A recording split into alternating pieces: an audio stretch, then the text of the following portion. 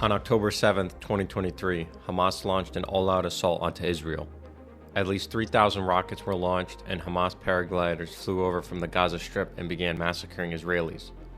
The attack resulted in 1,139 deaths, including 373 members of the security forces. In response, Israel has launched a massive bombing campaign of Gaza and is currently in the midst of invading it. The Israeli offensive has resulted in the deaths of thousands of Gazans, both Hamas and civilians alike. But to understand this conflict, we have to go back over 100 years ago to the First World War. The year is 1915, and Europe is engaged in a brutal land war that has claimed countless lives. Two of the combatants, the Ottoman Empire and the British Empire, were engaged in a fierce battle between each other. The Ottoman Empire controlled Palestine, a land of Arabs and a small number of Jews. Beginning in July 1915, a series of letters were exchanged between Lieutenant Colonel Henry McMahon, British High Commissioner to Egypt, and Hussein bin Ali, the Sheriff of Mecca. Within the letters, the British government agreed to recognize an independent Arab state in exchange for Sheriff Hussein leading a revolt against the Ottoman Empire. The area of independence was described to be what Sheriff Hussein wanted, except for portions of Syria lying west of the districts of Damascus, Homs, Hama, and Aleppo. The Arabs agreed to these terms, and in June 1916 the revolt began. A few months prior to this, another agreement was being formed by the British, this time, however, with the French.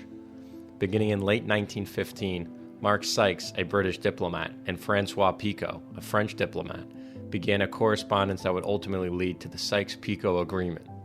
The agreement, secretly ratified in 1916, effectively split the Ottoman Empire between the British and the French for all provinces outside of the Arabian Peninsula. The British were to receive what is today presently southern Israel, Jordan, parts of Iraq, and the port cities of Haifa and Acre to allow access to the Mediterranean Sea. The French were to receive parts of present-day Turkey, Lebanon, and Syria.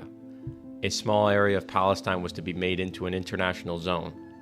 The Sykes-Picot Agreement was seen as Britain going against its promises made to the Arabs about them receiving Syria as part of an Arab homeland. The Sykes-Picot Agreement was ultimately released by the Bolsheviks in November 1917, greatly angering the Arabs and embarrassing the British. But the biggest game-changer in Middle East affairs would occur in the same month, November 1917, when the Balfour Declaration was released. The Balfour Declaration was an official statement of the British government that they support the establishment of a national homeland of the Jewish peoples. The letter, named after its author, British Foreign Secretary Arthur Balfour, was sent to Lord Rothschild, a leader of the British Jewish community. While supporting the Zionist movement, the letter stopped short of actively endorsing a Jewish state, supporting a Jewish homeland instead. The letter also makes clear that nothing shall be done to prejudice the civil and religious rights of existing non-Jewish communities in Palestine. Regardless of these stipulations, the British Empire was the first major government to support Zionism. The reaction to the letter among the Palestinian and Arab communities was furious. Sheriff Hussein considered the declaration a betrayal of the previous agreement he made with the British. In January 1918, the British sent David George Hogarth to assure Hussein that the freedom of the Palestinian people was not in question. Hussein, also furious about the leaking of the Sykes-Picot Agreement, was satisfied by messages from Sir Reginald Wingate, who told Hussein that the Sykes-Picot Agreement was not a formal treaty. But Hussein would later come to realize that he was not told the truth. By the latter half of 1918, World War I was drawing to a close. The war in Europe was ending with Germany on the run and Austria-Hungary collapsing.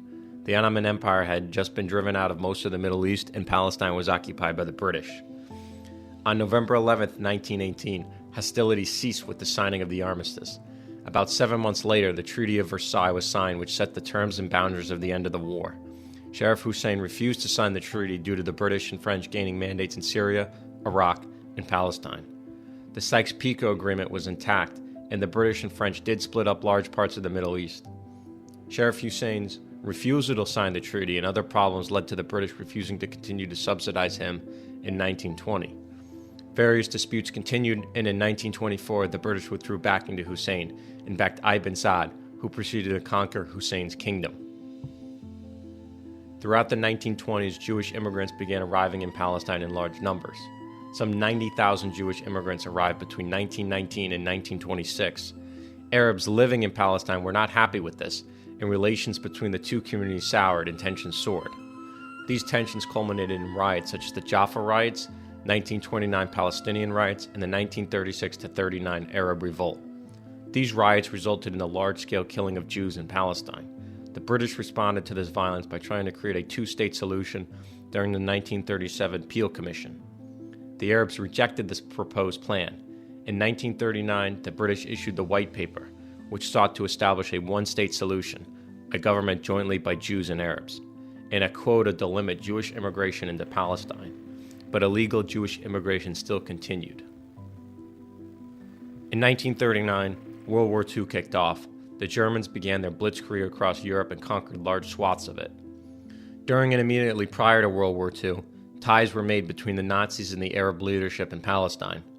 Ayman al-Husseini, the Grand Mufti of Jerusalem, even met with Adolf Hitler and would even go on to serve in the Waffen-SS in Yugoslavia. The Germans, of course, were in the process of committing the Holocaust against the Jewish people. When World War II was over, the impact of the Holocaust led to an uptick in the support of Zionism across the world, which in 1947 led to the creation of the State of Israel, which I will go into more detail in my Part 2 video. Thanks for watching.